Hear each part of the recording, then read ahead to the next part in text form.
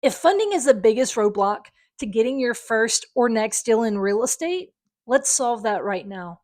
I want to lay out 5 of the top ways that I believe you can fund your first or your next deal. And these are the ways that I traditionally use as someone who uses little to none of their own money.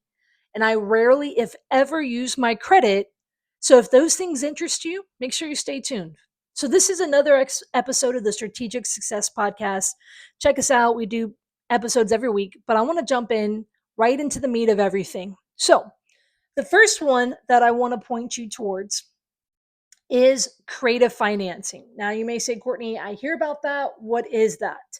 So, creative financing is, I categorize it one of 2 ways. So, the first way is kind of that 101 level, which is utilizing the seller or their existing financing to get the deal done. Okay. So, for example, if they've got an existing loan, I may buy the property and take over making their payments. That's often called subject to, one of the most common ways you can do that. Now, being able to do that, a lot of people have low interest rate loans. Okay. If you're interested in something like that, I've got a playlist on this channel where I break down, I think I've got close to 20 videos on subject to. Okay. So the other option is, you say, Courtney, well, what if they don't have a mortgage? So, one of the most common ways I deal with someone who doesn't have a mortgage is something called seller financing, where I will give them maybe some money down, maybe not, depends. But then I then make them payments monthly as if they're kind of like the bank. Okay.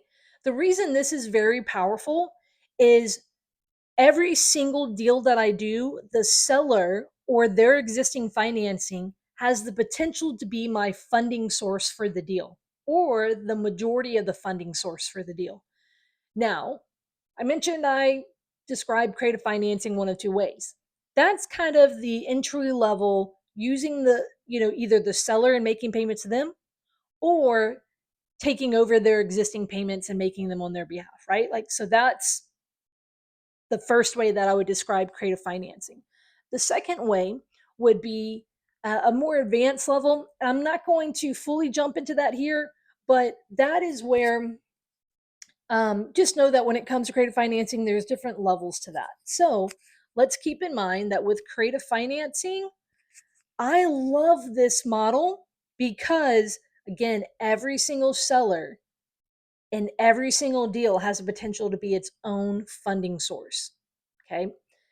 And I love that because I'm not limited to how many loans this bank will give me. I'm not limited to anything along those lines. So it is, creative financing is one of the top ways that I fund all the deals that I've done throughout the 11 years I've been in the business.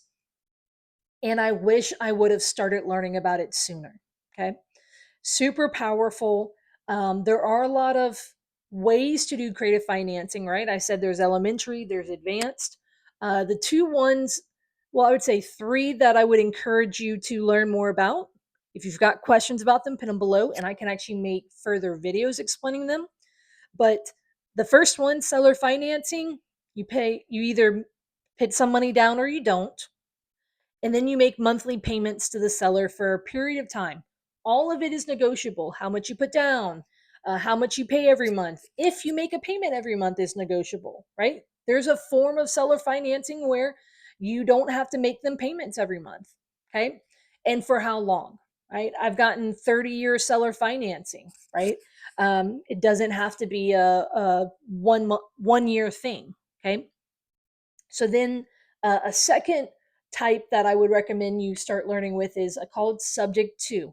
And generally speaking, subject to is when you buy a property subject to their existing mortgage. So the seller, let's just say they have a 2.5% loan that they got, when the interest rates went really low in 21. Let's just say, so if I were to buy the property subject to, the property is transferring to me, and I am able, the loan is staying in their name, right, tied to their credit, and then I'm making the payments on their behalf. So I bought that property subject to that loan staying in place, and I'm just going to make the payments on their behalf, and I get the advantage of that 2.5% loan. Okay. Now, the third option is something called a lease option.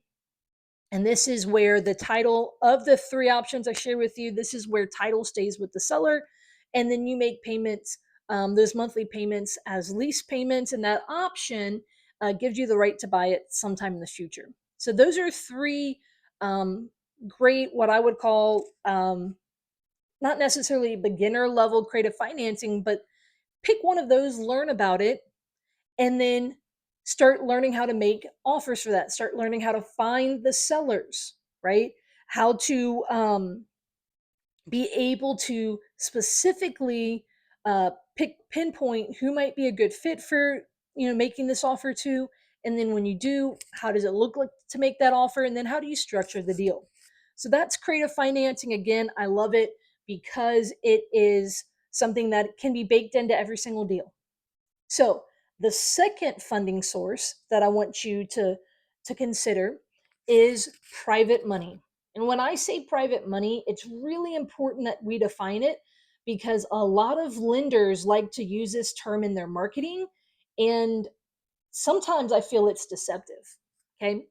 Now, I'm not saying every lender that does is deceptive, but stick with me here.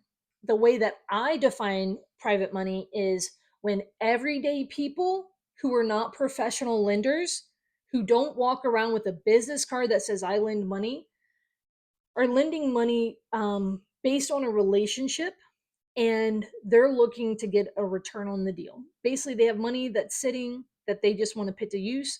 Um, the majority of the time, I am creating these private money lenders, meaning it's a relationship that I build, and then I introduce them to the idea. They like the idea, and then I help them basically do their first private money deal. The reason that this is important is I'm not calling a hard money lender who has a private money department um, and saying, "What's your rate sheet?" This is someone who walks around with a business card that says, "I lend private money." That's not what I mean. I guess we can always argue there's a level that there's what people would call soft money and not hard money. But when I say private money, I truly mean everyday people. And so you may say, Courtney, well, what does that look like?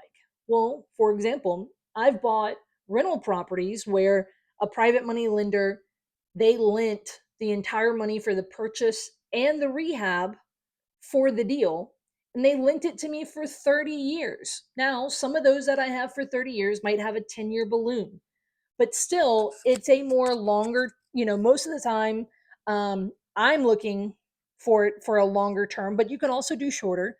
Most people only think of private money on the short term, like, oh, but I personally aim for it to be longer term, and then only do short term when it makes sense for both parties, or it makes sense for the deal. And Courtney, well, what do they charge? It's whatever is negotiated. Okay. And so again, it's not like they're coming to me with a rate sheet saying, this is what I charge and all that. This is just something where they see the opportunity, they see the deals that I'm doing, they like, know, and trust me, and they say, oh, she is competent with these deals, and they feel their money will be safe. And we are protected with paperwork done with an attorney, insurance. They're involved with that. There's a lender's title policy. All of those things get involved, so it's properly done, so they are protected.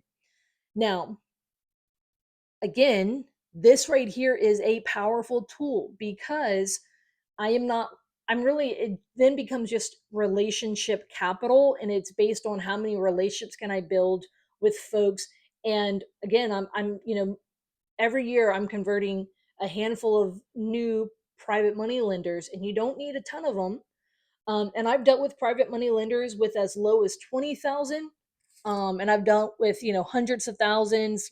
I've raised a significant amount of money over the years, but you truly don't need, the person doesn't need to be walking around with a black trench coat or anything like that. And so if this is something you want to learn how to do, it's important to learn how to spot who these individuals could be. And then, hey, if they're wanting to do their first deal, understand it takes some time, but you also need to know how to, one, talk about the deal.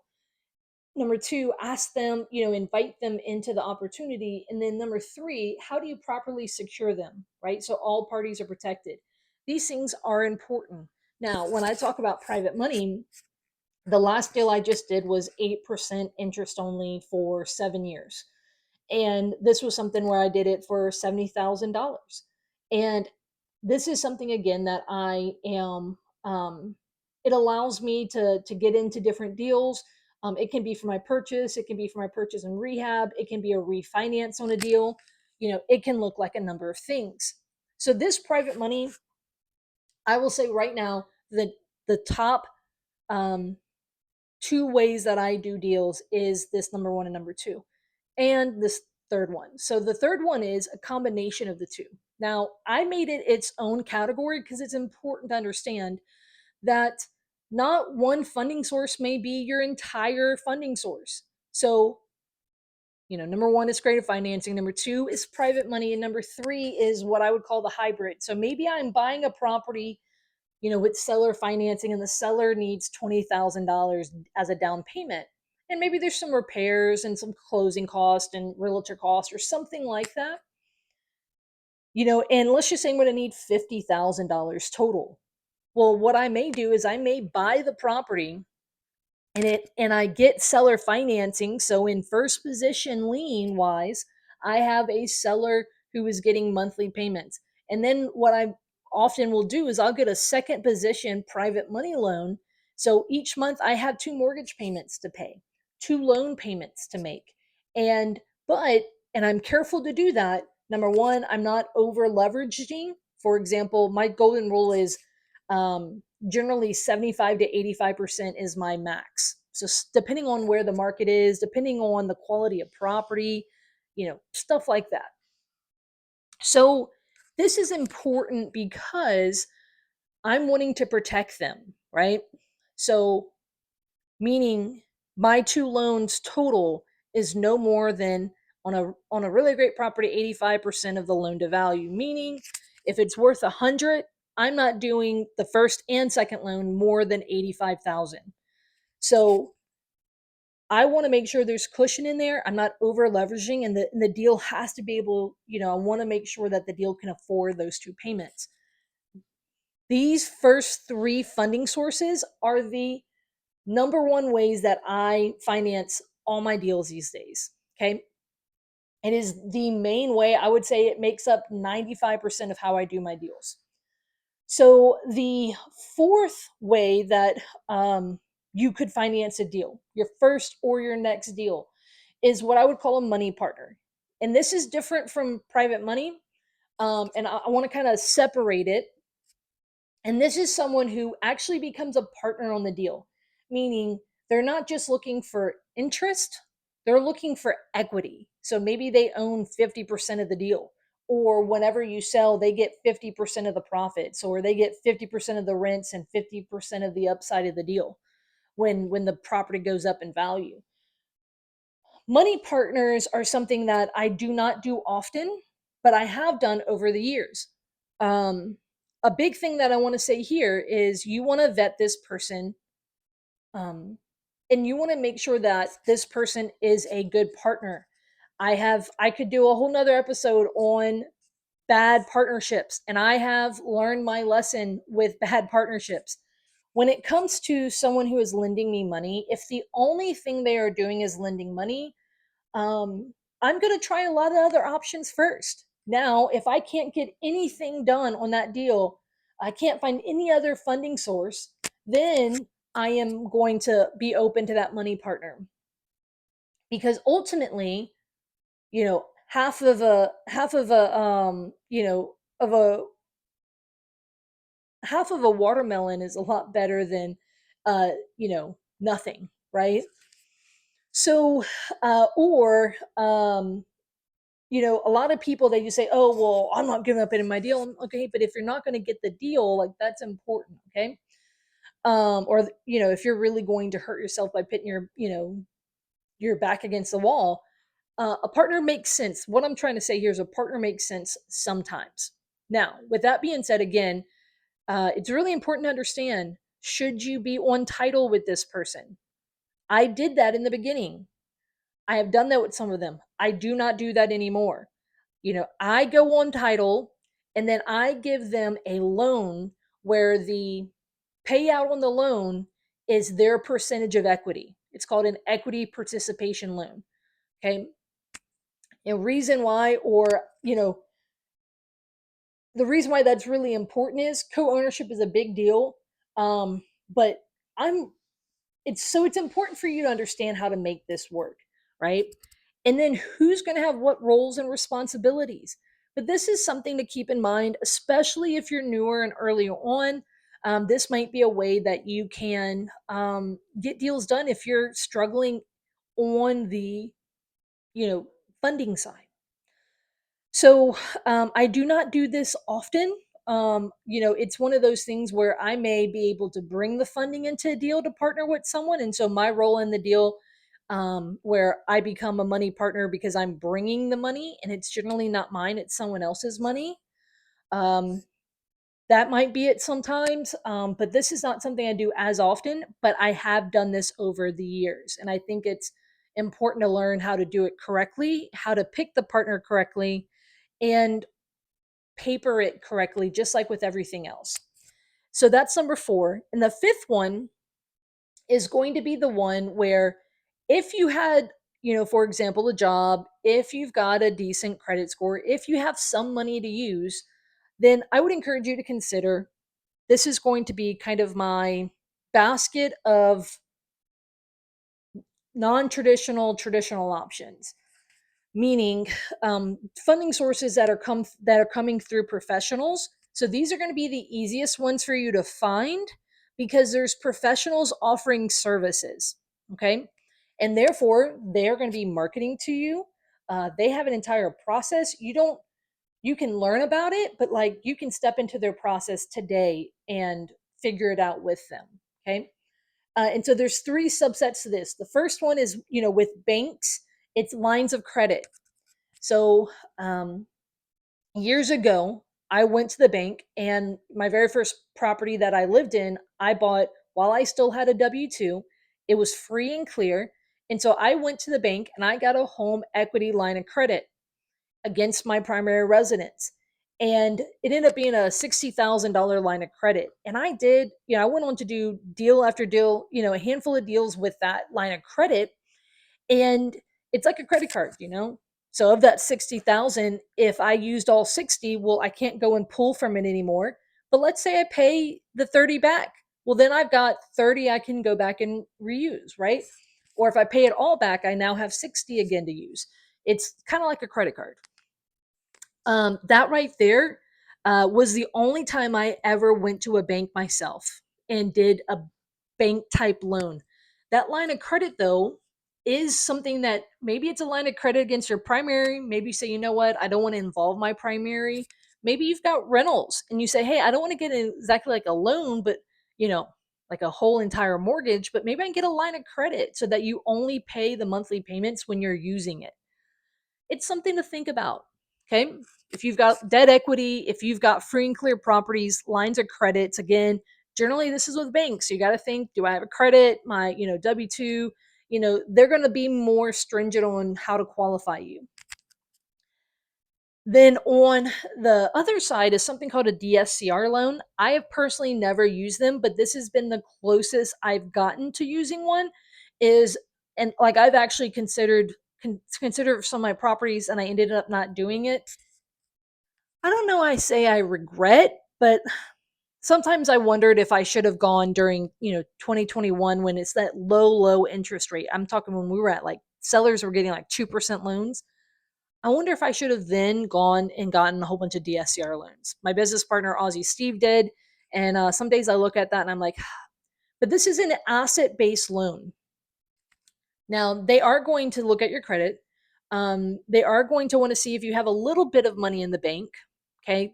Basically, to be able to make the payments for 6 months, a lot of times what they're looking for. But it's really more so based on the property. Asset based lending is based on the asset. Again, they look at you just a little bit, but they don't care about your debt to income. They're not looking up, things like that. And so if you can check off some of those boxes, with a DSCR loan, though, you will generally need some money down. Okay. But if you do have some, it is not that difficult to be able to find be able to find some of the DSCR lenders again. You could find DSCR lenders and ask them, hey, what would I need to do to apply? What's your process and what are your rates?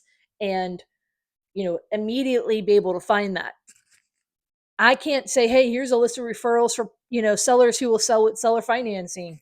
Exactly, right? Like here's my Rolodex, all throughout the year, right? Same thing with private money, right? Like a lot of that is you have to learn how to create it. This fifth one is different. Now, with that being said, the third part to this, so we've got the home, like the line of credit, whether it's home equity line of credit for your primary, or maybe like a just a commercial line of credit against your rentals. The other one, the DSCR loan, that asset based lending can be, a lot of times that is for rentals, right? So maybe use private money, buy a deal, and then refinance it with the DSCR long term. But then the third part to this is something else I use, which is a credit card. So my very first deal, I purchased it and I did not have the money, for enough money from a small loan for the repairs. So I used a Home Depot credit card and they were running a special where it was 24 months, same as 0% interest, cash if you pay it off. So meaning, I could use that credit card to buy the supplies and different things. And if I paid it off within that 2-year period, I wasn't charged any interest. And so I liked it because it was an opportunity for me to kind of, hack the system, it felt like. Granted, it was also not a huge rehab. I have not tried that credit card with, for example, their services. Like, they've got, you could hire Home Depot to like lay flooring or, do different things like that. Um, and I'm not entirely sure if you can do that. I also have not done it for major gut rehabs. So keep that in mind, but it's a credit card. So how do you qualify? They're looking at your credit score and, asking about your income, stuff like that. It's This last category does have some requirements, but it could be an opportunity to help you. And it could get those juices flowing where you start thinking, wait, hey, maybe I have this issue that I'm trying to find funding for because I need to put, you know, an AC on a property and I'm trying to figure out what it looks like. Well, hey, maybe this is how one way you can do it. With that being said, you say, Courtney, great. Well, now I know these 5 ways, but how do I go do them? So that's really important. So you see all these binders here? Um, these green ones, I've started to collect some of the green ones where I've taught classes on these topics, but plenty of these where I'm attending and learning. It's where I am learning things like scripts, how to have conversations with sellers.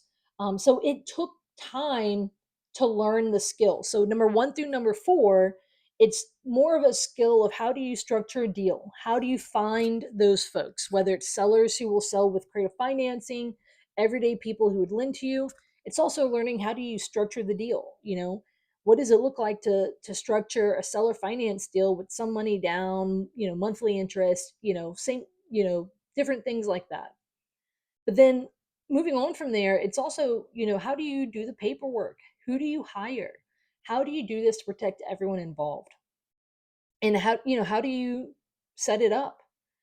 And ultimately, when it comes to that, that is where it is skill. So what is skill? Skill is information that you learn, a level of instruction so you go out there and implement it. So it's information turned into instruction that you go and can take action on. Okay. And so should you go out and learn every single one of these? Well, maybe eventually, but not all at once. And so what I would encourage you to do, find one and then start learning about them. So here on my channel, I've got different playlists on my YouTube channel of different videos on different topics. I am right now aggressively building out lists. I'm asking you guys in the comments to, when I make a video on, for example, subject 2, and you have additional questions, put them in the comments. That may turn into my next video where I can get more granular. I just built out this studio here in my new house where I am actually going to start doing some videos where I am recording myself doing breakdowns of deals, some more how to's. And so learn those how to's, not just theory. Oh, it's good to know the lists of five. But then now you want to go into instruction. Okay, Courtney, for seller finance, who are the types of sellers that are most prone to say yes? Okay, what is the script, right? And how do you talk to them about that? And then what type of title company can close this? What should I look for in the paperwork? Like all of those things are how you can then take this information and move forward. So, this is a super important part with YouTube University. It is important that you say what is theory and what is instruction. And so here I'm giving you theory, but I'm telling you in order to be able to use this, you need to move to instruction. Now, here's going to be my ask of you. If you need help figuring out the money part, write in the comments questions you have about one of those five, and I will build out a video based on those questions to help you understand it more. Check out the videos I already have that are in my playlist. You know, I have playlist on seller finance, creative finance, on subject to private money, things like that. So with that being said, these are the five things I would encourage ways I would encourage you to learn how to handle financing for your first or your next deal. It is not, if you're like Courtney, I'm not made of money. You know, I don't look outside and I've got trees that are money trees. I can just go shake and money falls out. Great. You're in good company. You see, when I first got started, I just came back from being on the mission field, right? I didn't have any established credit. Thankfully I didn't have debt. But I ended up using a small, which was it was a small family loan, which was my inheritance early. And I used that, it was $40,000. I used that, basically it was a private money loan in essence, um, to get a deal done, to get my first deal done. And then I used the Home Depot credit card for the repairs. So understand, I have lived through so much of these different creative finance ones out of necessity. And look, a lot of it is me just figuring it out, saying, hey, I don't want to lose this opportunity. How do I find a way to get the funding for it? So I want to encourage you to not be disheartened because you don't have pockets full of money. I want you to grow your ability to be resourceful, right? So don't just have all the answers up here. I need you to be able to let the rubber hit the road and you to be able to take action on it. So you have to be able to move from information to instruction to where you can then go have those conversations, things along those lines. So, with that being said, that's today's episode. Um, I appreciate you guys sticking through. I am starting to shift the channel to where I do more how-to videos and I give you guys more meat and potatoes. So for all of you who are, um, interacting with me in the comments, I really appreciate you. I want to help you help yourself to be able to take action on this stuff. And so you're a big part of this. So I appreciate each and every one of you for sticking through, listening. Um, don't let funding be the thing that's stopping you from getting deals. That is, you do not have a money problem. Listen to me very clearly. You do not have a money problem. You have an information slash ability, skill set, right? Ability to put it into action. So you don't have a money problem. You have to understand that. You have a skill set problem. Maybe you say, Courtney, I know all the things you said. I've heard about them. And if you still have an issue with money, it is now, you don't have an information problem, you have an instruction problem. You don't know the instructions on how to then go take action with that information. And that is on you, my friend. You've got to stop just listening to theory. You have to go find instruction. And that is where I'm shifting my content, especially the long form, is to be more instruction based for you guys. So appreciate you guys tuning in, cheering you on. Don't let this money problem stop you from doing deals. Convert it into skills so that you can earn more money by solving problems in real estate and make money not a problem for yourself and for your family. New videos coming out every week. Appreciate you guys tuning in. See you next time.